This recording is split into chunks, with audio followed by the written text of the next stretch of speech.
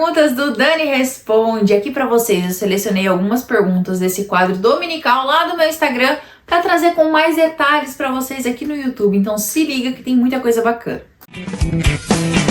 Dane-se o emprego, o salário, o patrão. Dane-se o medo, a loucura, a razão. Dane-se a moda, se é brega ou Armani. Dane-se tudo que não tiver Dani. Só penso nela, quem é ela, o nome dela. Primeira pergunta, essa é polêmica, viu gente? Acho que eu nunca falei sobre isso. Você queria ter 2 braços. Vamos lá. Eu não vivo na minha vida com se, sabe? Se você pudesse voltar ao passado e mudar o que aconteceu, eu não posso. Porém, se hoje, né, existisse assim, existe um gênio da lâmpada aqui que vai falar, você quer ter os 2 braços, sim ou não? Eu gostaria. Por quê? Ter os 2 braços facilitaria muito a minha vida em várias coisas, né? Me ajudaria muito. Porém, eu vivo muito bem sem os 2 braços. Aceitei a minha deficiência, entendo a minha limitação e eu acho que justamente não viver esperando esse se eu tivesse os 2 braços, se eu pudesse mudar o que aconteceu, se existissem próteses, que me faz aceitar com mais naturalidade ser quem eu sou do jeito que eu sou. Mas, se existisse a possibilidade de ter os 2 braços hoje, eu teria, porque facilitaria muito mais a minha vida. Na mesma relação da primeira pergunta, você acha que se tivesse braços, sua vida teria sido totalmente diferente ou ainda assim seria palestrante? Novamente, né? Não tem como a gente mensurar o se não tivesse acontecido, se eu tivesse os 2 braços. Porém, eu acredito que eu não sou palestrante por não ter os 2 braços. Eu sempre fui apaixonada por ensinar, eu tinha vontade de ser professora. E eu aliei esse ensinar com a minha facilidade de comunicação, com o meu amor pelos palcos, com a minha vontade, com o meu propósito de ajudar as pessoas a se transformarem para ter a carreira que eu tenho hoje. Então eu acho que eu sou palestrante não por não ter os 2 braços. Então mesmo se eu tivesse, eu ainda seria palestrante. Conta mais sobre sua experiência de trabalhos antes de ficar famosa como palestrante. Então vamos lá, gente. Eu tive alguns trabalhos assim, bem diferentes e peculiares.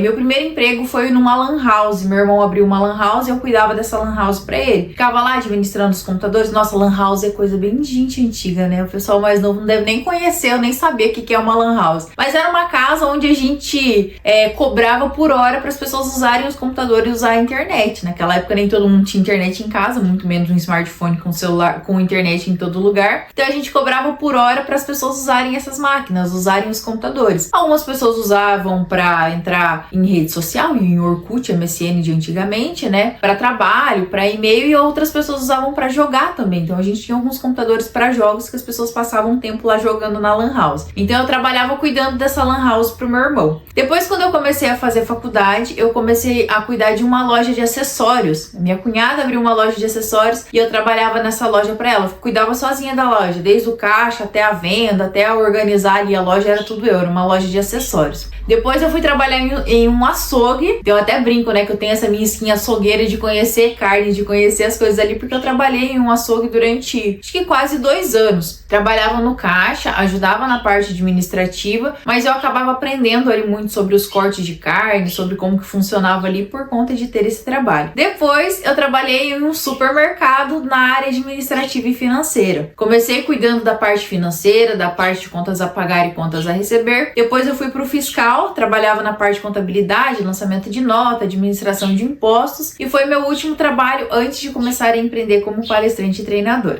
Qual foi a sua primeira palestra? Você lembra? Lembro. Na verdade, assim, eu comecei o meu primeiro trabalho recebendo foi um treinamento. O treinamento ele é um pouco diferente da palestra porque ele é mais individual. Trabalha numa sala com uma quantidade limitada de pessoas e você consegue trabalhar dinâmicas, atividades individuais ali personalizadas. Então é um pouco diferente da palestra por conta disso. Meu primeiro treinamento foi para funcionários de um supermercado. Então eu ainda trabalhava num supermercado. Fui convidada pelo meu gerente para ministrar um treinamento para os funcionários do supermercado dele. E foi uma experiência muito gostosa, assim, porque eu pude aliar essa minha vontade e o gosto que eu tinha por ensinar com algumas histórias minhas, né? Como era uma coisa mais livre, eu consegui fazer algo personalizado e foi uma experiência muito bacana. E a minha primeira palestra profissional, assim, recebendo como palestrante para ir lá ministrar uma palestra de 1 hora para um público maior, então é uma questão diferente do treinamento. Eu lembro, gente, que eu tive um branco gigantesco. Então foi uma experiência muito difícil, assim, para mim, porque eu tinha planejado, criado meu roteiro, escrito a minha palestra, desenhado tudo, e quando eu comecei a fazer a palestra, eu percebi que eu comecei a me perder, que o conteúdo que era para eu falar no final da palestra eu já estava falando no começo, e eu não lembrava o que eu tinha programado para falar no meio da palestra. E isso foi muito difícil para mim, e é legal falar sobre isso aqui também, né, porque as pessoas acham que todo mundo nasce perfeito, ou que desde o início já era assim, e não, gente. Eu consegui terminar a palestra entregando os conteúdos, não na ordem que eu tinha me programado, mas entregando o conteúdo que eu tinha estudado para entregar. Só que depois disso eu fiquei com um trauma muito grande, porque eu tinha muito medo de ter branco nas minhas próximas palestras. Então era muito difícil para mim. E logo depois disso eu fui fazer um curso de palestrante do Ricardo Ventura. E nesse curso eu aprendi tanto alguns macetes, né, pra gente fazer quando a gente tem algum branco ou quando a gente esquece, e principalmente como me preparar da maneira correta antes de uma palestra, quando eu desenvolvo um conteúdo novo. Então isso foi fundamental para mim, tanto para quebrar esse meu trauma, digamos assim, de ter branco, quanto para aprender realmente, profissionalmente, como que a gente deve fazer, como que a gente deve se portar no palco, o que acontece quando a gente esquece, o que acontece quando tem algum imprevisto com a plateia, como que eu tenho que me preparar antes. Então ter esse estudo foi fundamental. E ter essa experiência também ruim, eu acredito que foi importante para ser a palestrante que eu sou hoje. Dani, pretende escrever um livro? Acho você muito sábia e madura, adoraria de ler algo seu. Então, gente, esse livro físico já é assim uma coisa que eu tenho vontade já há alguns anos, porém eu confesso pra vocês que eu ainda não executei porque eu não transformei isso numa meta. Então eu sei que eu preciso transformar esse livro numa meta de maneira clara, objetiva, entendendo por que eu quero fazer, colocando um prazo para entregar, para eu escrever esse livro. Tem muita gente que me pede esse livro, uma coisa física para ter minha, e eu tenho muita vontade, eu sei que tem muita coisa legal que eu posso estar entregando de conteúdo nesse livro, mas eu ainda não parei para executar esse projeto. Porém, eu tenho um e-book, um livro digital com ferramentas muito legal. É o e-book Seja Antifrágil. Esse e-book está disponível, né, para venda online. Eu vou deixar o link dele aqui na descrição do vídeo também. E esse e-book tem algumas histórias minhas, mas principalmente ele tem muitas ferramentas práticas para vocês executarem na vida de vocês. Então é um material muito legal de aprendizado e de prática também para vocês. Dani, diariamente na rua, com o dia a dia, você percebe olhares te menosprezando? Como lida com isso? Então,